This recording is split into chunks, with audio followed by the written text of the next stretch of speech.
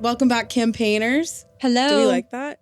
Yeah. Campaigners. We're going to give you a name. We're going to come up with a name for our crew. If you don't remember, Sammy Barnett, Morgan Bridges. Both from TMA? Yes, we are.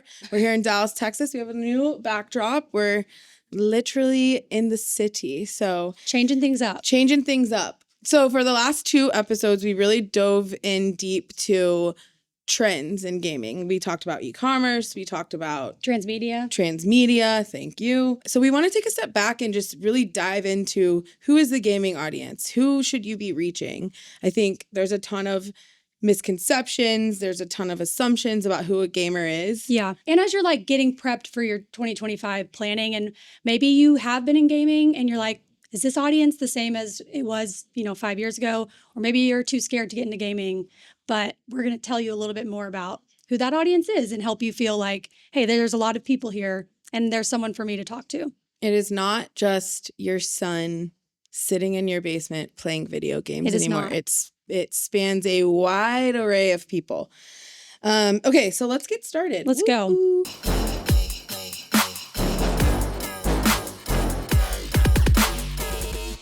We're going to start with the age demographic. I think there's different ways to kind of look at this audience. So we're going to break down ages first. How many millions of Americans are gamers, Morgan? Wow.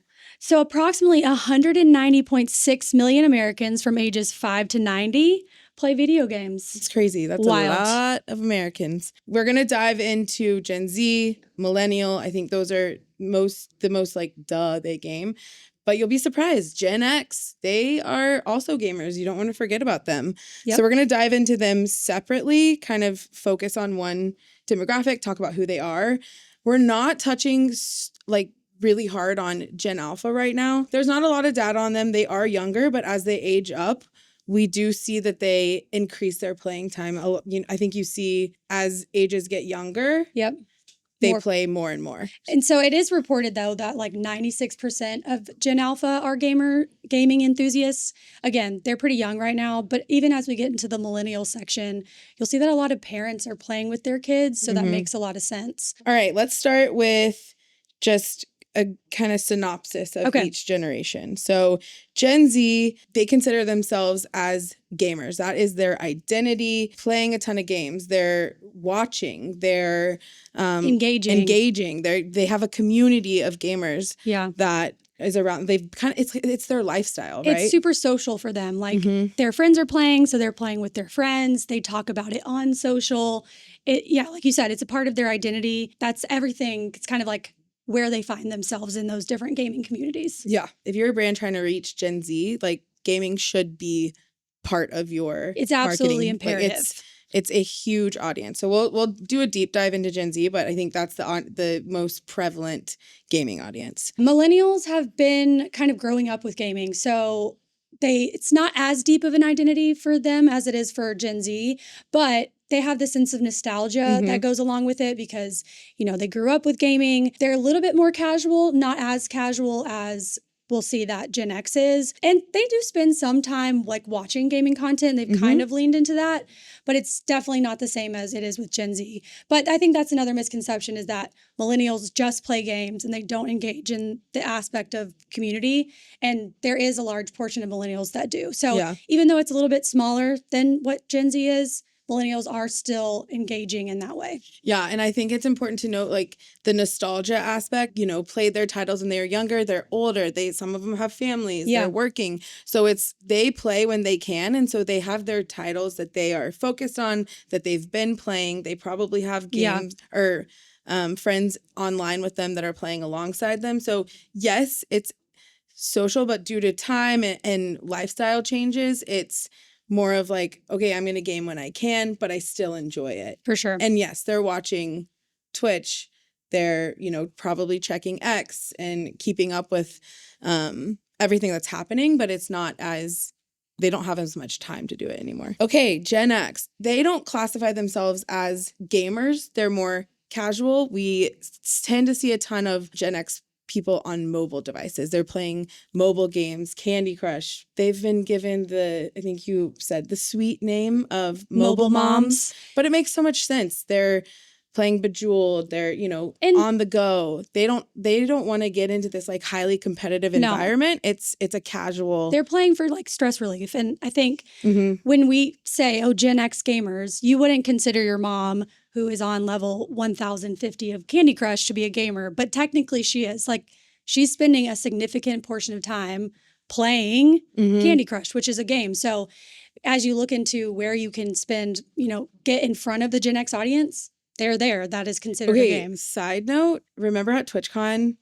when we met that woman my in the gosh. elevator of our hotel? Yes, there was an older woman who... Yeah, I don't want to say how old, I don't know how old she was, but she was definitely Gen X. She was like, oh, what are y'all here for? And we were like, oh, we're here for, you know, work. And we're talking to her and she was like, yeah. And her husband was like her like hype man. Yeah. And he was like, what did he say? He's like, oh, she's like a big deal. You should look her up. She was. She like plays COD every single day on stream. She's a huge streamer. She has like 500K followers on Twitch. She was like playing COD every single day. She's hilarious. She had like a whole like decked out room. Anyway, so like I'm saying, we're making generalized statements, but there can be outliers for sure. All right, let's double tap into Gen Z. As we said, they are the most engaged audience. They're the most passionate. And it's absolutely necessary that if you are looking to target Gen Z in any form or fashion, this is a must-win space. Gaming is the #1 passion point. 90% of Gen Z are gaming enthusiasts. That is a massive number. Gaming enthusiasts, meaning they engage with gaming in some way. Not all of them, which you may be surprised, are actually playing video games. That's where this like watching streams also come in. 88% of them play video games, and then 68% of them are viewing gaming-related content. This is the #1 passion point for them. This is a second screen generation. Yeah. So Twitch, YouTube, TikTok, Instagram, really the first three, Twitch, TikTok, YouTube. Say that 3 times fast. Yeah. Those are very gaming heavy. Yeah, they're like platforms. The top leading platforms for gaming. So obviously Twitch, obviously YouTube, you know why, but TikTok is, you know, they've continued to make moves in the gaming world and offer, like I see people on stream all the time on TikTok now. Yeah. You can also do short form content with them. So when you're looking at Gen Z, like those are the places you need to be, is those 3 platforms, in game, whatever, they are heavily on there, and that's how you can reach them. Yeah. And I think too, when we talk about gamers, people's heads automatically go to, how do I get in game? How do I get, you know, as a part of this game title? And it's important to note, streaming is just as important. So influencers getting in their content is also as important as getting in a game or aligning yourself to an actual video game. I think influencers is such an important thing to talk about, because people don't realize the power that influencers have over their audiences. Yeah. It not only allows you to integrate authentically with a voice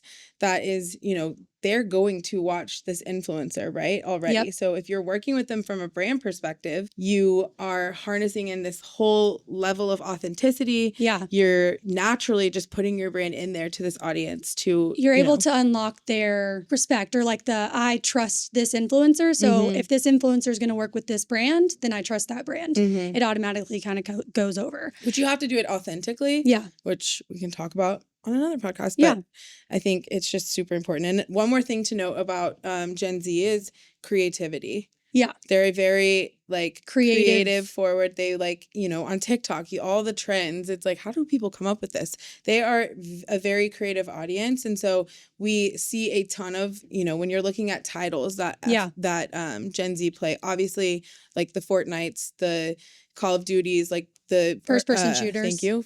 FPSs of the world are going to be top there, but we also see heavier volumes of like Minecraft, Roblox, those Fortnite creative. Yeah, those open sandbox kind of games. Yes, where they can show their creativity, where they can build based on their creativity. They can go see what others have done. Millennials, like we said, they grew up gaming. They see it as, you know, an essential part of their identity, who they were, who they grew up as, but it doesn't define them today, right? Yeah. Like, it's not like, okay, I'm going to put everything on hold so that I can play video games. They're more like, okay, I'm off work early. The kids are to bed. I'm going to hop on and, play. Yeah, it's for fun. Yeah. The new version of what I've been playing or whatever. This is a very educated group with a lot of money to spend. There's data that shows that those who actually have a college or associate's degree are spending the most time playing games. And reportedly, 65% of American gamers with a $250,000 plus household income play mobile games at least once a day. So these are smart, rich people. If you're a brand that has maybe a higher point of entry, or it's a service where only a certain level of person can afford, gaming is still an avenue that you should explore. It's not just, it hits that higher education for sure. Millennials still make up 36% of the U.S. gaming population. Yeah, because there's more, not a lot more, but there are more millennials than there are Gen Z. So it's still a large group of people. You don't want to ignore them. For millennials, we do see them engaging with platforms like Twitch and YouTube. They're watching, they're playing. We don't see as high volume on like a TikTok per se. I think they're definitely still on there, but I would really focus on Twitch and YouTube as the platforms to reach them from a social, not playing perspective. I think something that's interesting here too is, again, all generations have an interest in mobile gaming, but we start to see mobile gaming increase as the generations get older. So with millennials, mobile games start to become a little bit more popular. It says 55% play on console, 48% play on PC. So whenever you pull stats and numbers, it's always like, okay, console is this percentage of people, PC is this percentage, and then mobile's always higher. And people are always like, why? Well, because if they're playing on a console or PC, then chances are they're playing on a mobile device when they're, away from home. Yeah, when they're in movement, when they're on the train, when they're on a plane, when they're trains, planes, and automobiles. Mobile's going to continue to stay big. It's going to continue to grow, and we start to see more of it with millennials for sure. Something new that we have been seeing with millennials are podcasts. Which is kind of wild, but it makes sense, I guess. If you have podcasts on in the background when you're doing anything, having it on in the background while you game makes sense. What if they listen to our podcast while they game? Meta. It's so meta. So this comes from Spotify. They said millennials are 40% more likely than Gen Z to stream podcasts while gaming, which is so interesting. Audio is a very big way to reach millennials with any of your marketing. I think it's music, podcasts. How can you effectively, authentically do that? We can talk about that, but I think as you look at this generation, music and audio come into play. Last generation that we are going to cover, because there are boomers that are gamers, just not as many. Gen X. So this group is even more selective with their time than millennials. They have other hobbies, and this is more of something that they do just to kill time. If they're bored, they have some extra time. They really celebrate games and like welcome games and opportunities that add to their skill. Like they're all about leveling up, right? Like think about the games like Candy Crush. Yeah, puzzles. Yeah, Township. They're really wanting to get money in the bank to buy something in Township, or get to level like 3002 on Candy Crush. Like the levels are insane. So that's kind of this casual generation. Yeah, so they are also, like Sammy said at the beginning, they're not really even going to attach their identity to gamers. Like I said, your mom who plays games, we would consider her a gamer, but she's not going to call herself that. They are not really, outside of playing games mostly on their phones, they're not really engaging. Or tablets, sorry. They're not engaging with overall gaming culture. So, again, sweeping generalization, but they're not typically going to be picking up what's the hot Twitch streamer of the year? Like, they don't really care outside of what they're playing and their journey in gaming. They're not really caring about what else is going on. We've talked about a lot of generations. We've given some information. So I think some key takeaways for the crew would be helpful. So if you're looking to reach Gen Z, you need to authentically reach them on platforms like YouTube, Twitch, and then expand out into social, like a TikTok, experiment with a TikTok. And then don't forget to leverage influencers as well. It's very important. Also, you can find synergies with like their other passion points. like fashion, music, those types of things. But they're very digital forward. So keep that in mind. If you're going to target millennials, this is where you want to kind of think about getting your brands in game and consider growing your social media gaming presence a little bit here. But also Twitch and influencers still make sense. And then as she said, audio opportunities. So knowing that they are listening to podcasts more often, something to think about. And then last but not least, Gen X. Mobile. Mobile. Reach Gen X through mobile. That's where they are. They will welcome you. And if you can incentivize their experience, like a reward video or something like that, that will also be good in their eyes. Let's talk about genders really quick. You would think, right, males, it feels like a male-dominated industry, but it's not. They'd still take up a little bit of the majority, but females they're coming up, especially as you look at younger generations.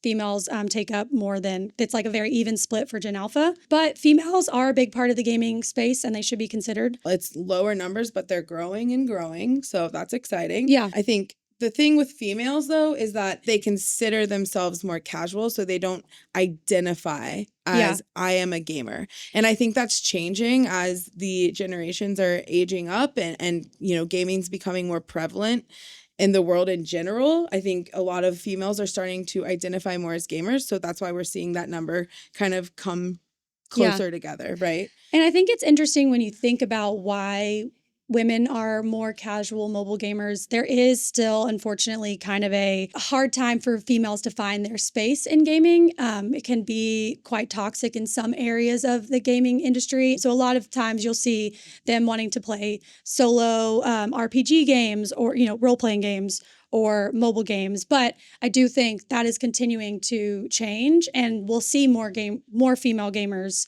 continue to kind of start to get into those action or shooter games as we kind of go on. 100%. Females carry the purchasing power in the US. Like, they are the purchasers. They're the, ones making a lot of the decisions, buying things. So we should not be forgetting about this group when it comes to gaming marketing. I think a lot of the times there's opportunities where you can celebrate women in the space. You can highlight them, lift them up.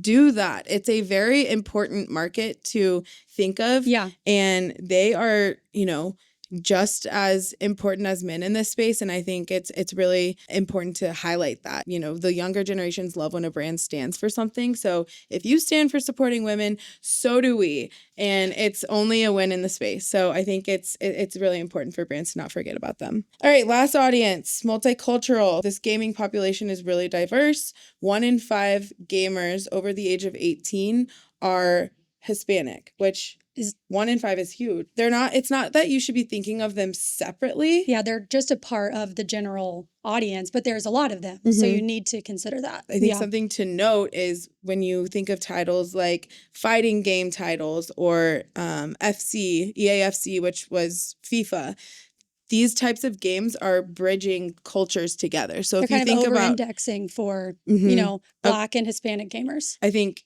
when you're thinking about multicultural audience, think about those types of titles that are bridging those cultures, that you see those higher percentages. Yeah. And again, just being aware that this audience is very multicultural, keeping that in mind as you're going through and coming up with ideas or ways to get in front of them. They are a very multicultural community. You don't have to change your work, but don't shy away from any cultural nuances that you can include to kind of increase the reach and make them feel seen, right? For sure. Okay, last section is our speed run. So this is where we are going to quickly read off some articles, headlines that you should keep top of mind for right now or in the next however many weeks. Whenever you until the next big thing happens.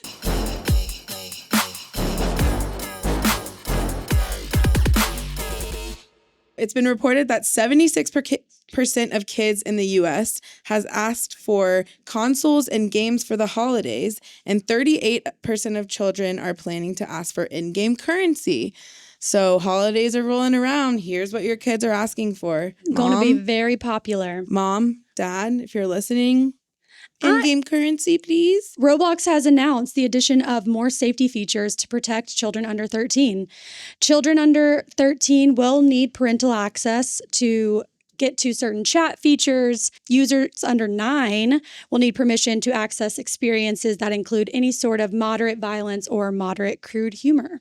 So they are going to start enacting some well-needed, as they should. I think there's been some things that we've all seen we don't need to talk about, but they should be protecting the youth. I'm excited to see that. In front of thousands of fans in Times Square, which is in New York for those that don't know, all of the sprawling screens displaying his face, Snoop Dogg performed live while being broadcasted as an in-game event for anyone logged into Fortnite. The Snoop collaboration showed the ambitious future of music in Fortnite. I think Ice Spice was also there. So they basically did a concert that was in-game. You could see it in-game, but then they also broadcasted it across all of Times Square screens, which is... saw it all over TikTok. So crazy. Looked amazing. Like, love it. Microsoft Gaming CEO Phil Spencer has revealed an Xbox handheld gaming console is in the works. But while that is exciting, you should not expect it to see in the immediate future. So obviously, we're getting more mobile. So Xbox is trying to find a way to get in there. It looks like everybody's seeing the importance of mobile. All right. Great job. Yeah. I think hopefully you can see now that you should have a multi-generational approach when you're talking gaming. So if you've heard anything here and you want to kind of try to authentically reach those audiences, reach out and we can help strategize and come up with some fun ways to do it. For sure. Thanks for joining. Thanks, Sammy. Bye.